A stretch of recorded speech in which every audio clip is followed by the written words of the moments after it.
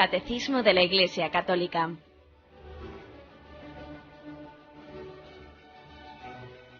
Un programa dirigido por Monseñor José Ignacio Munilla, obispo de San Sebastián.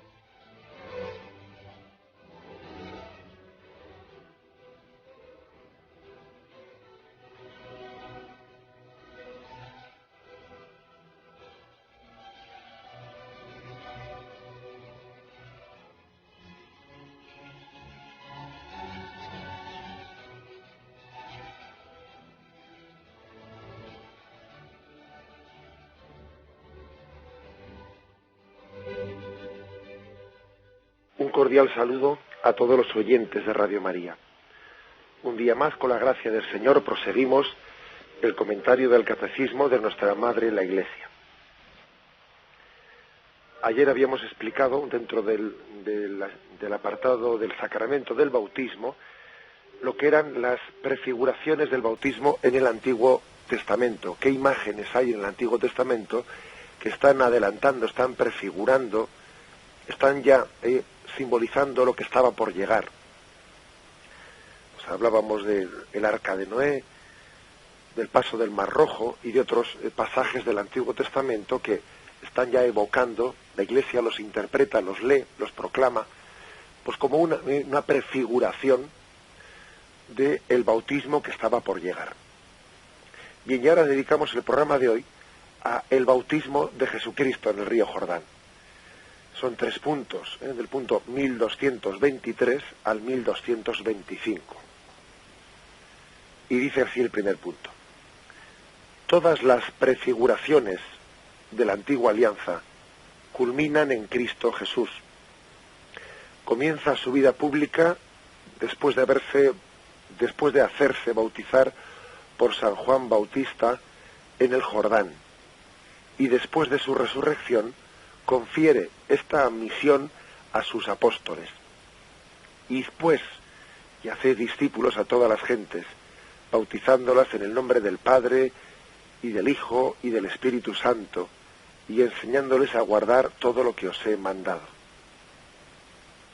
Bien, aquí destacamos especialmente de este texto que hemos leído, el hecho de que el bautismo de Jesús en el río Jordán es un comienzo de su vida pública. Esto ha quedado muy subrayado desde el momento en que Juan Pablo II hizo aquella reforma del rezo del Santo Rosario, introduciendo los misterios luminosos. Al rezar el primer misterio luminoso, que es el del bautismo de Jesús en el río Jordán, pues yo creo que se ha popularizado mucho, se ha trasladado mucho a la devoción popular, pues esa imagen de Jesús que vive el momento de su bautismo en el río Jordán como un inicio de su vida pública. Es el comienzo de la iluminación. La palabra iluminación es como también subrayar que se hace público lo que estaba oculto. Fijaros que no es casualidad que llamemos a Jesús, que ya a los 30 años de la vida de Nazaret les llamemos la vida oculta, y luego viene la iluminación, los misterios luminosos. Precisamente la vida oculta de Jesús en Nazaret termina con ese primer misterio luminoso. Lo que estaba oculto se manifiesta ante los hombres, y el bautismo de Jesús en el río Jordán es la primera manifestación, la primera también teofanía que se llama, ¿no? La palabra teofanía quiere decir manifestación de Dios. Por eso los misterios luminosos, que son los referentes a la vida pública de Jesús, están en medio de dos teofanías, de dos manifestaciones, ¿no? de ese misterio que estaba oculto. El primero es pues el bautismo de Jesús en el río Jordán, y el último es la transfiguración, o mejor dicho, el penúltimo, porque el último es la Eucaristía. La transfiguración es también otro momento de manifestación, tiene muchas similitudes, ¿no? Esa transfiguración en el alto del monte Tabor, los cielos también se abren allí, se manifiesta que aquel es mi Hijo amado, escuchadle. Bueno, pues de una manera muy semejante a como ocurre en el río Jordán, donde también los cielos se abren y desciende en forma de paloma el Espíritu, pues proclamando que quién es ese que está siendo bautizado.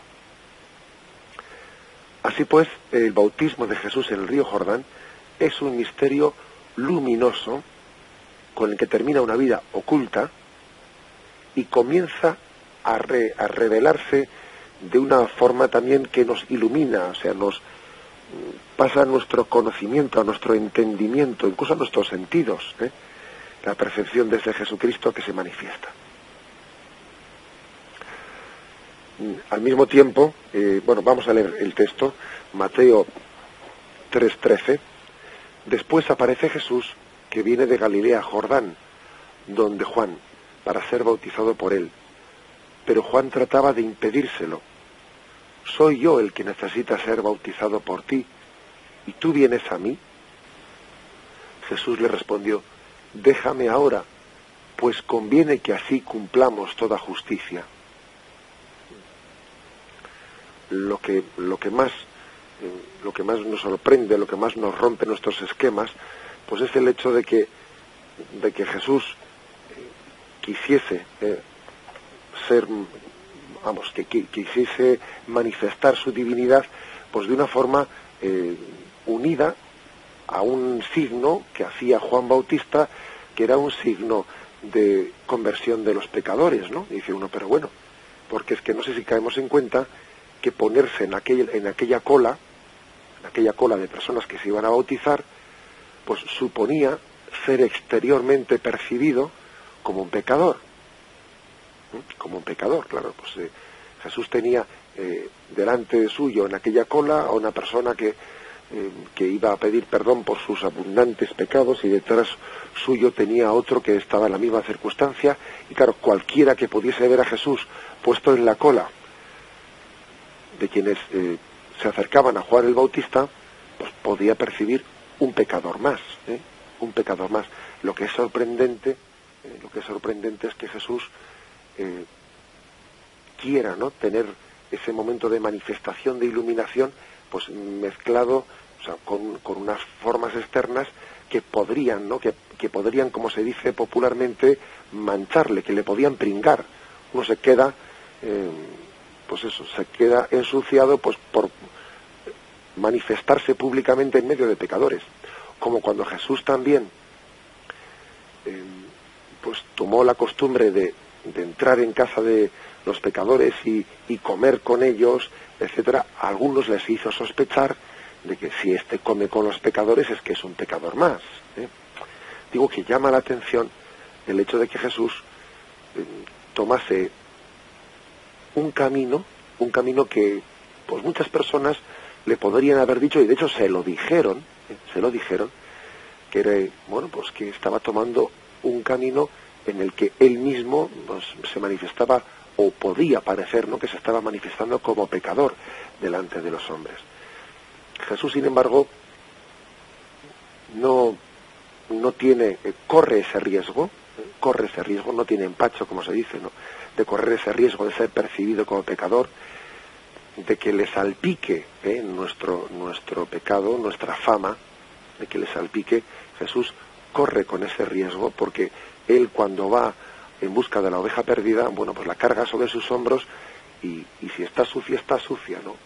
Y si le mancha pues con los pelos de esa oveja, pues le mancha. Es decir, hay una forma, ¿no?, una forma en la que Jesús se manifiesta, que es una forma en la que parece que no hace ascos de nuestra suciedad, no hace ascos, no le repelemos, no le damos asco a Jesús, lo cual es algo digno de considerar, porque a veces parece que la imagen de la santidad es alguien a quien le repele pues el hombre pecador, siente de entera hacia él, ¿no? Siente casi, pues yo diría, una especie de alergia, ¿no? Y a Jesús no le damos asco. Jesús no siente repulsión hacia nosotros. Y él rechaza el pecado, odia el pecado, pero ama al pecador, y no tiene reparo, ¿no?, en abrazarle. Es algo parecido a lo que ocurre, ¿os acordáis de aquel episodio de San Francisco de Asís, cuando él todavía pues había dejado su vida mundana, acostumbrado a a una vida bastante cómoda en aquella familia de Bernardone, una vida bastante cómoda podríamos decir, la vida palaciega, que es la que Francisco de Asís hacía en aquel tiempo, acostumbrado a los refinamientos de aquella vida palaciega. Y claro, aunque él quería ser el pobre de Asís, pues también su sensibilidad le repugnaba la suciedad, le repugnaba muchas cosas, ¿no? Y bueno, escucha por la noche cómo va sonando una campanilla que anuncia que un leproso se acerca. A los leprosos se les ordenaba, se les obligaba a ir tocando una campanilla y ir diciendo leproso, leproso, para que todo el mundo se apartase, ¿no?, y nadie tuviese el riesgo de contagio. Y entonces él, llevado, ¿no?, dejándose llevar por un impulso del espíritu, venciendo su asco, venciendo su natural repugnancia, coge y se lanza por ese leproso y le pega un abrazo y se pone a besar sus llagas. Yo creo que esa imagen de Francisco de Asís también nos hace entender mucho de qué es para Jesús ponerse en esa fila del río Jordán y disponerse a bautizarse. Sirve esa imagen, esa comparación. A Jesús no le damos asco. A Jesús no le repugna el hombre pecador. Es verdad que a Jesús le repugna el pecado en sí mismo, pero desde el momento en que nosotros somos pecadores nos abraza como somos. Nos abraza como somos para poder transformarnos precisamente. O sea que creo que tenemos que ver un misterio de humillación, de abajamiento, luego lo veremos con más detalle en ese episodio. Hay otra cosa más que añade este punto del catecismo, el hecho de que si este fue el inicio de la vida pública de Jesús, el primer misterio luminoso, ¿no?, con el que termina la vida oculta, después de que Jesús había terminado la vida pública, se despide en el momento de la ascensión a los cielos, se despide encomendando a los apóstoles como última encomienda el ir por todo el mundo bautizando en el nombre del Padre. Dice Mateo 28, 19, 20, id pues y haced discípulos a todas las gentes, bautizándolos en el nombre del Padre y del Hijo y del Espíritu Santo, y enseñándoles a guardar todo lo que os he mandado. O sea que es impresionante, porque la última encomienda de Jesús a los apóstoles fue esta: id por todo el mundo bautizando. Un texto paralelo, Marcos 16, versículos 15 y 16, dice también: y les dijo, id por todo el mundo y proclamad la buena nueva a toda la creación. El que crea y sea bautizado se salvará, el que no crea se condenará. Pues un texto impresionante, ¿no?, en el que también habla de la importancia del hombre, de la necesidad para la salvación, de que el hombre se abra al don de la fe, ¿no?, en la medida en que Dios se lo manifiesta, en la medida en que esa verdad es descubierta a la conciencia de esa persona, ¿no?, y se le pide que se adhiera a esa verdad que ha conocido en su conciencia. Bien, vamos a hacer un momento de reflexión y seguimos enseguida.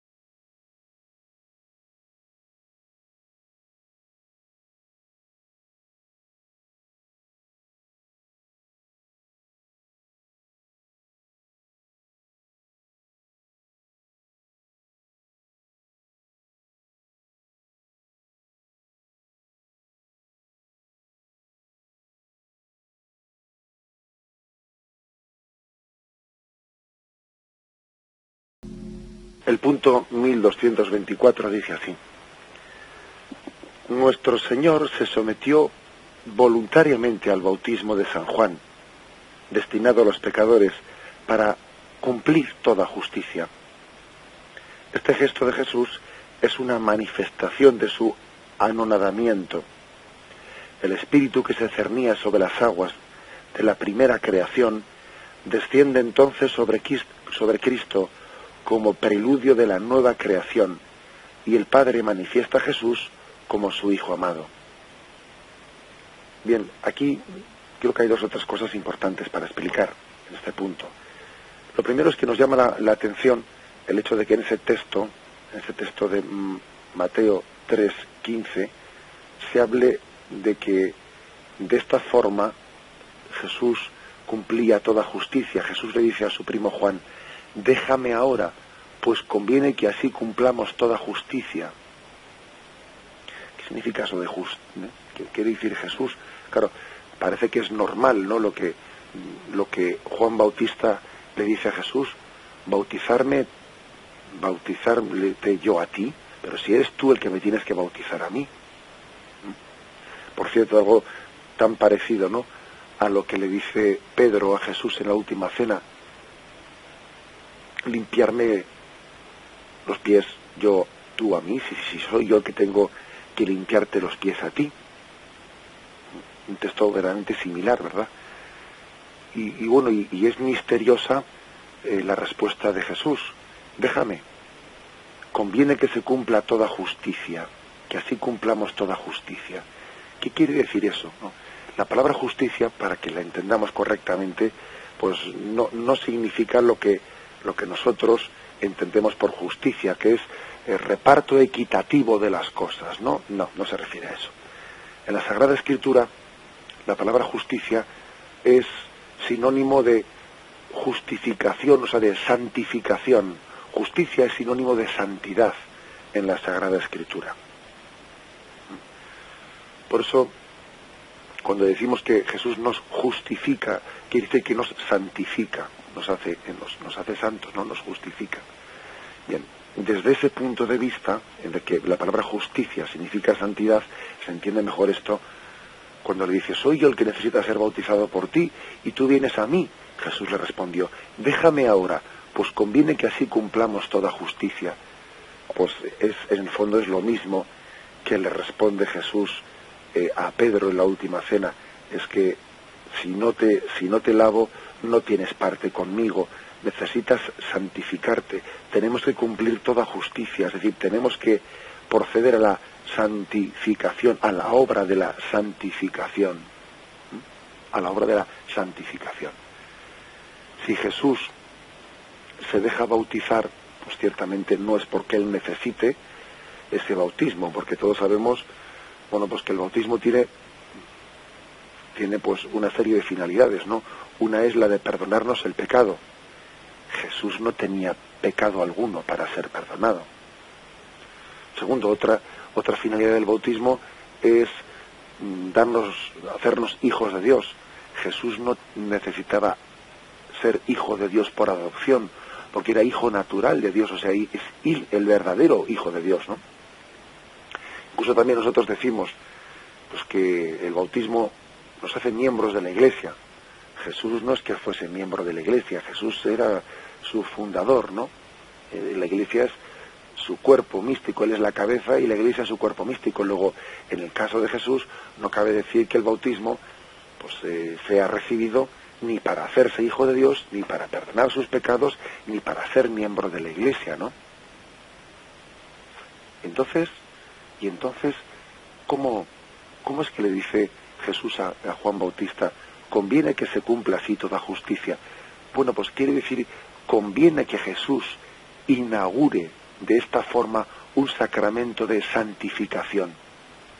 Y en este caso, no son las aguas las que le van a santificar a Jesús, sino que en este caso es Jesús el que va a dar un poder de santificación a las aguas.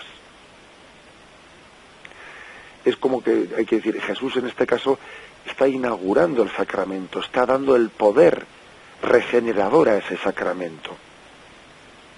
está haciendo que esas aguas pues pasen a tener, ¿no?, pues una acción de transformación interior del hombre. Es como si estuviese confiriendo, ¿no?, instituyendo el sacramento, confiriendo un poder de regeneración, de santificación a las aguas. Por eso le dice, déjame que sea bautizado. Pues conviene que así cumplamos toda justicia, conviene que así comencemos este camino de santificación. Bien, continúa el catecismo y dice, este gesto de Jesús es una manifestación de su anonadamiento, ¿no? Y una segunda cosa en este punto del catecismo que conviene que nos familiaricemos con ella es con este término. Jesús comienza así su anonadamiento. ¿Qué significa anonadamiento? ¿Qué significa anonadarse? La verdad es que si uno mira pues en el diccionario ese término, posiblemente yo por lo menos he echado aquí un vistazo a unos diccionarios y me doy cuenta de que la utilización que se puede hacer de ese término pues dentro de la literatura no religiosa, pues le deja a uno insatisfecho, porque uno mira sinónimos de la palabra anonadamiento, ¿no? Y mira, y dice abatimiento, decaimiento, desaliento,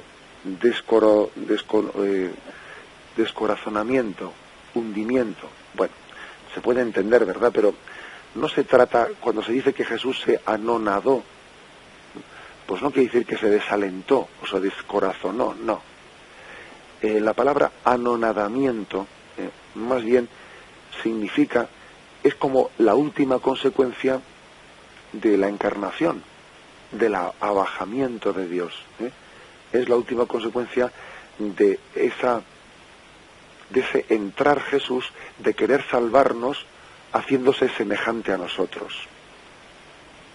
Claro, nosotros no sé si nos damos cuenta de que ese abajamiento de Dios es inmenso, es inmenso. Algunas veces he puesto yo un ejemplo de esos gráficos a los niños, ¿no? Porque a los niños les pones ejemplos que les entran por los ojos y también los mayores los necesitamos, ¿no? Entonces, pues un ejemplo que les he puesto es el siguiente. Nosotros decimos, no, Dios se hizo hombre y habitó entre nosotros. Le digo, imagínate que a ti te dijesen que las hormigas pues están enfermas, que las hormigas, que hay una especie de, pues yo qué sé, de peste en el reino de las hormigas, ¿no? En ese reino animal, y que necesitan ser curadas. Y que, bueno, pues hay distintas formas de curamiento, ¿no?, de sanación, pero que tú haces la opción de decir, bueno, yo, en vez de salvarlas desde aquí arriba, ¿no?, desde lo alto, ¿no?, desde mi condición humana, que tú te hicieses hormiga, asumieses la condición, ¿no?, de esa pequeñez, ¿no?, con todos los condicionamientos que supone esa pequeñez pues imagínate, de no poder hablar o de no poder, que tú te hagas hormiga, que tú te abajes, que tú te anonades. Esto significa ese término, ¿no? Que tú te abajes, que te anonades, ¿no? Y que asumas esa condición pues tan infinitamente inferior, ¿no?, para hacerte uno con una de esas hormigas y salvarlas desde dentro. Bueno, ese ejemplo puesto a los niños les puede servir como para entender lo que es la encarnación, ¿no? Y además es que todavía el ejemplo se queda corto, porque es que es infinitamente más la distancia que tiene Dios con nosotros que la que podemos tener desde nosotros a ese reino animal, por mucho que seamos imagen y semejanza de Dios, pero todavía la distancia entre Dios y nosotros es infinita. Quiere decir que el término anonadamiento, anonadarse, tenemos que entenderlo como las consecuencias últimas de lo que conlleva la encarnación, Y las consecuencias últimas que conlleva la encarnación es lo que he dicho antes, es el que Jesús se había mezclado entre pecadores. Eso todavía es más fuerte que el hecho de que tenga pues carne humana, el hecho de que Jesús tenga que padecer la sed, el hambre, el sueño, que el Hijo de Dios esté sometido pues a toda esa especie de necesidades físicas, incluso, bueno, sufrimientos, enfermedades, pero es que lo más fuerte del abajamiento es el estar mezclado entre el pecador y el ser considerado él como un pecador más. Eso es lo más fuerte. Fijaros, aquí se nos ofrece el texto de Filipenses 2:7, el famoso himno de los filipenses que rezamos en las primeras vísperas de los domingos, ¿no? Dice: tened entre vosotros los mismos sentimientos de Cristo, el cual, siendo de condición divina, no hizo alarde de su categoría de Dios. Dice también otra traducción: no retuvo ávidamente el ser igual a Dios, sino que se despojó de sí mismo, tomando condición de siervo, haciéndose semejante a los hombres y apareciendo en su porte como un hombre más. Y se humilló a sí mismo, se abajó, se anonadó, obedeciendo hasta la muerte y muerte de cruz. Por lo cual Dios le exaltó y le otorgó el nombre que está sobre todo nombre, para que al nombre de Jesús toda rodilla se doble en los cielos, en la tierra, en el abismo, y toda lengua confiese que Cristo Jesús es Señor, para gloria de Dios Padre. Es decir, Jesús se anonadó, ¿no? Ese es el momento último máximo de la encarnación y el anonadamiento. Y en el bautismo se manifiesta el máximo anonadamiento. ¿Por qué? Pues porque Jesús, como he dicho antes, parece asumir, ¿no? O sea, asume el ser considerado como un pecador, el ponerse en la cola de los pecadores, ¿no? Como si él necesitase ser santificado para santificarnos. Es que esto es, nosotros solemos decir, ¿no?, que tengamos mucho cuidado de meter una manzana podrida en medio de un cesto de manzanas sanas, porque lo que va a ocurrir es que la manzana podrida va a pudrir a las sanas, y es verdad. Pero es que en el caso de Jesús es al revés. Nosotros somos un cesto de manzanas podridas y Él es una manzana sana que no tiene miedo, ¿no?, a meterse dentro de este cesto de manzanas podridas y regenerarnos sin hacer ascos de nosotros. Y con su poder santificador sana las manzanas podridas. Es como darle la vuelta al calcetín, ¿no?, de lo que nosotros generalmente solemos decir. Todos tenemos que reconocer que le hemos dicho, ¿no?, pues a nuestros sobrinos, a nuestros hijos, a nuestros nietos: ten cuidado de no andar con malas compañías. Procura juntarte a los niños, a los chicos que son sanos, tal. Claro, que andas con malas compañías y sin darte cuenta te haces como ellos y tal. ¿Cuántas veces le hemos dicho eso a los niños? Le hemos dicho muchas veces. Ojo, y hay que decírselo. Pero es que démonos cuenta que el anonadamiento del Hijo de Dios consiste precisamente en eso, en que Jesús anda con malas compañías, o sea, anda con nosotros. Y el manzana sana se junta en el cesto de manzanas podridas.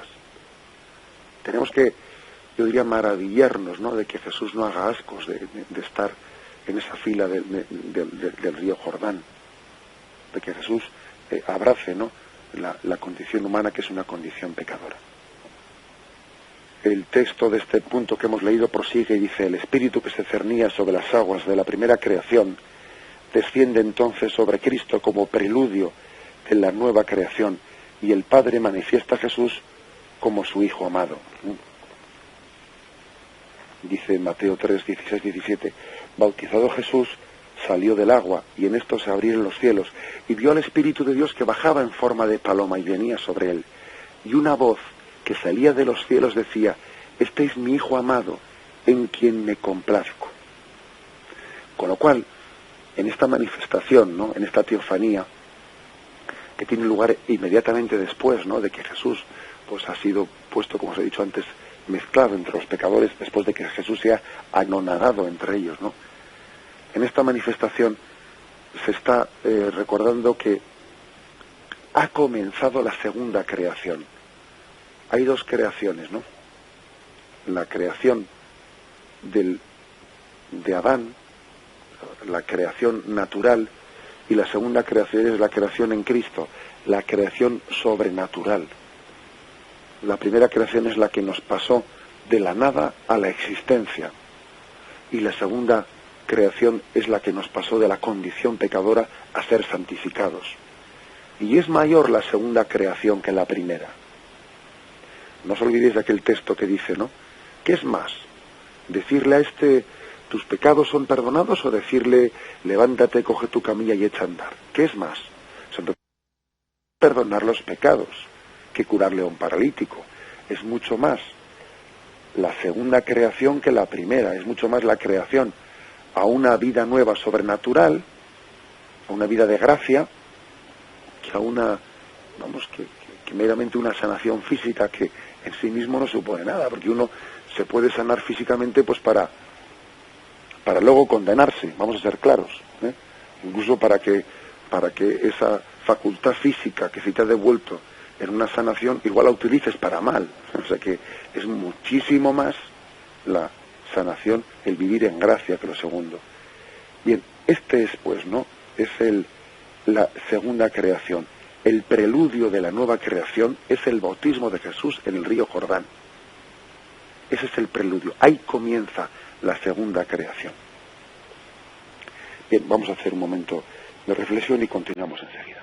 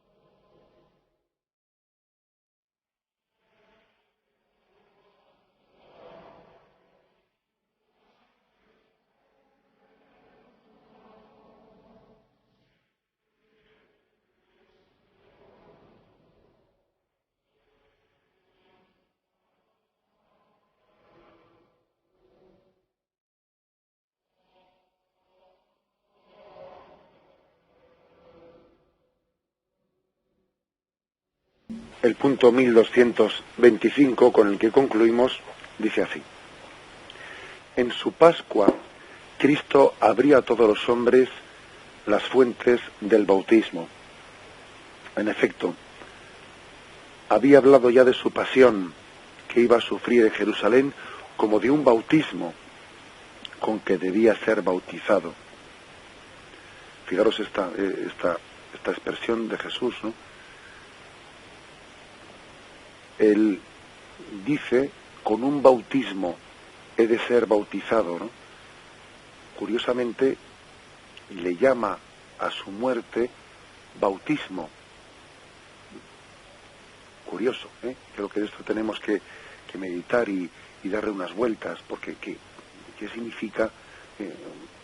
Marcos 10:38 dice, Jesús les dijo, no sabéis lo que pedís, podéis beber la copa que yo he de beber, o ser bautizados con el bautismo con que yo voy a ser bautizado. O sea, Jesús le llama bautismo, un bautismo. La diferencia está en que el bautismo de Jesús fue un bautismo de sangre, y él tradujo lo que había ganado, ¿no?, por su bautismo de sangre, lo tradujo en nosotros a un bautismo de agua. Él alcanzó la gracia para nosotros mediante un bautismo de sangre, pero en su delicadeza y misericordia nos la comunica a través de un bautismo de agua, en vez de un bautismo de sangre. Jesús transforma la sangre en agua para nosotros. Él no se ahorró la sangre. Sin embargo, a nosotros nos ahorra la sangre comunicándonos a través del agua lo que Él obtuvo por la sangre. sangre y agua, ¿no?, brotaron del costado de Cristo.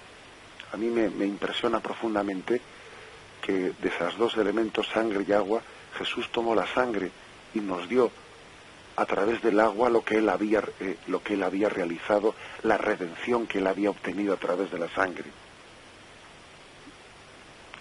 Por eso dice que él debía de sufrir un bautismo, que había un bautismo con el que debía de ser bautizado. Fijaros Lucas 12:50, he venido a arrojar un fuego sobre la tierra, y cuánto desearía que ya estuviera ardiendo.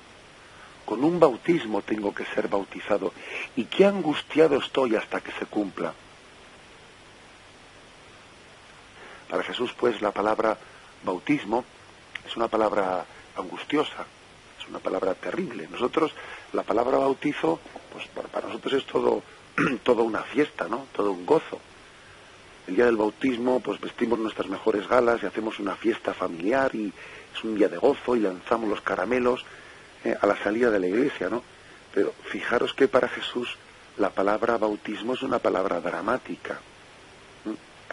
Es una palabra dramática. Con un bautismo tengo que ser bautizado, y qué angustiado estoy hasta que se cumpla. Jesús ha tomado del bautismo ese aspecto amargo, dándonos un bautismo de gozo a nosotros. Él tuvo el bautismo de sangre, nosotros, ¿no?, tenemos el bautismo de agua. Dice, continúa, la sangre y el agua que brotaron del costado traspasado de Jesús crucificado son figuras del bautismo y de la Eucaristía, sacramentos de la nueva vida. ¿Os acordáis del famoso texto Juan 19:34? Pero al llegar a Jesús, como le vieron ya muerto, no le quebraron las piernas, sino que uno de los soldados le atravesó el costado con la lanza, y al instante salió sangre y agua. El que lo vio lo atestigua, y su testimonio es válido. Fijaros qué importancia le da San Juan, el evangelista San Juan, a este texto, que él enmarca, ¿no?, o sea, subraya diciendo, el que lo vio lo atestigua, y su testimonio es válido, y él sabe que dice la verdad, para que también vosotros creáis que de aquel costado brotaron sangre y agua. Y todo esto sucedió para que se cumpliera la Escritura. No se le quebrará un hueso. Y también otra Escritura dice, mirarán al que traspasaron. Esa expresión, no le fue quebrado un hueso, es una expresión que a nosotros igual también nos cuesta entender, porque quizás la imagen de que los huesos sean quebrados, es la imagen de que, pues, el sujeto es de alguna manera despedazado, ¿no? Y Jesús guarda su integridad, Es decir, la pasión de Jesús, él es sacrificado, pero no deja de ser el Jesús entero, el Jesús pleno. De ese Jesús pleno se nos da la sangre y el agua. A ellos les llamó la atención que a Jesús no le quebraron ningún hueso, que sufriese toda esa pasión sin que se le rompiese ningún hueso, ¿no? Que casi es milagroso, que alguien sufra toda esa paliza, ¿no?, de flagelación, de llevar la cruz, todo eso, que lo sufra sin que se le rompan ningún hueso, ¿no? Con eso también se está manifestando que es el Cristo entero el que se nos da, Cristo entero, sin ser quebrado, se nos da a través de la sangre y el agua, es decir, en la Eucaristía recibimos al Cristo entero, es cuerpo, alma y divinidad, tal y como se nos explicó pues en el catecismo de pequeños, ¿no? Cuerpo, alma y divinidad, recibimos al Cristo entero en la Eucaristía. Sangre y agua. Y vemos como también en esa devoción de la Divina Misericordia que Juan Pablo II aprobó, de Sor Faustina Kowalska, y sabéis cómo el segundo domingo de Pascua pues ha sido proclamado solemnemente un día de solemnidad litúrgica, Domingo de la Divina Misericordia, y todos habréis visto esa imagen de la Divina Misericordia, de ese Jesús con ese lema, Jesús, confío en ti, y de su costado brotan pues esos rayos luminosos, ¿no? rayos luminosos, unos rojos y otros azules o blancos, ¿no? Imagen de la sangre y el agua que brotaron del costado abierto de Cristo. La Iglesia ha visto en esos dos elementos la prefiguración de los sacramentos. Hemos nacido del costado de Cristo. Podemos pensar que el costado de Cristo es como un nido en el que han sido incubados esos polluelos. Los polluelos son incubados en un nido. Pues bueno, pues el corazón de Cristo es el nido en el que hemos sido incubados. Y cuando ya estábamos maduros, ha sido abierto el nido para que salgamos de él, ¿no? Y en ese agua y sangre hemos nacido a la vida eterna. Tenemos que verlo así, ¿no? Con ese simbolismo sobrenatural. Por eso tenemos que ser como Juan, como el apóstol Juan, que reclina su cabeza en el costado de Cristo.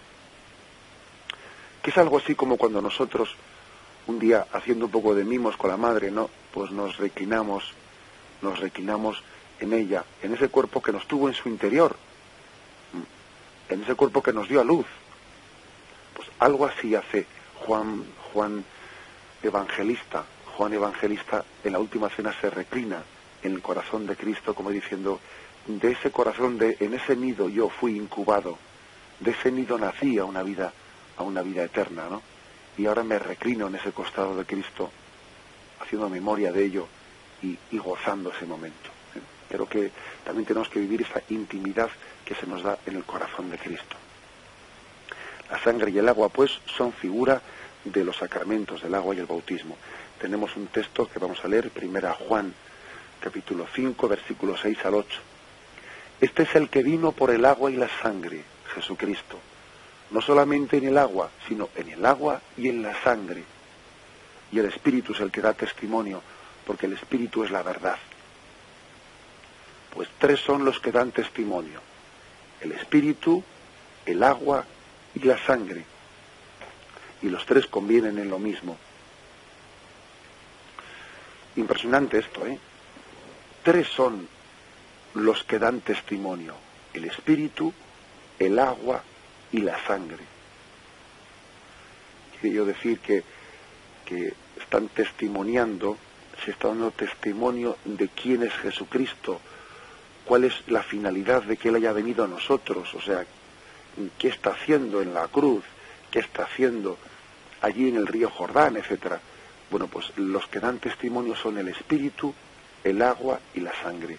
Ese Espíritu que se reveló, este es mi Hijo amado, predilecto, ese agua, el agua que nos hace renacer a una vida nueva, y esa sangre de regeneración.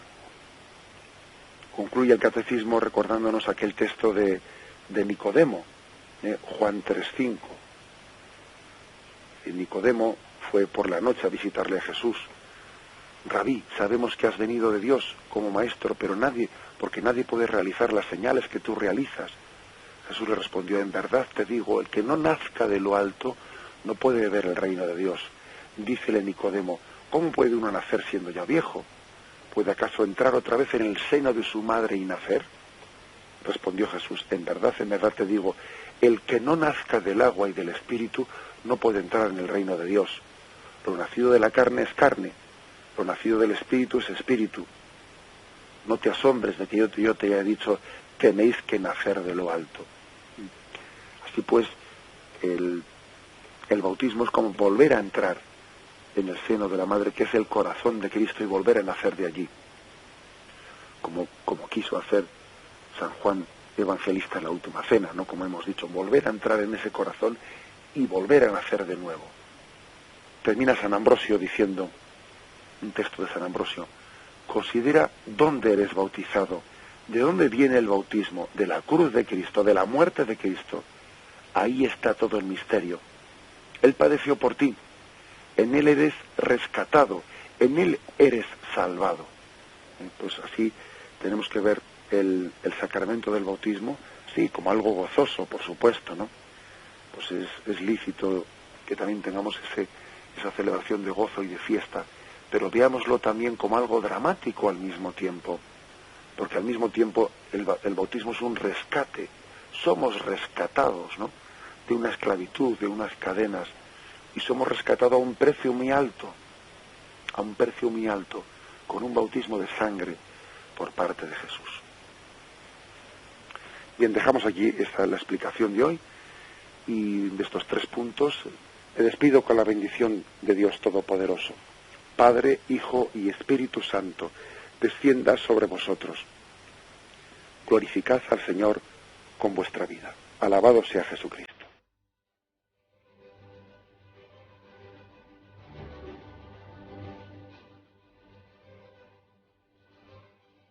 Finaliza el Catecismo de la Iglesia Católica, un programa dirigido por Monseñor José Ignacio Munilla, obispo de San Sebastián.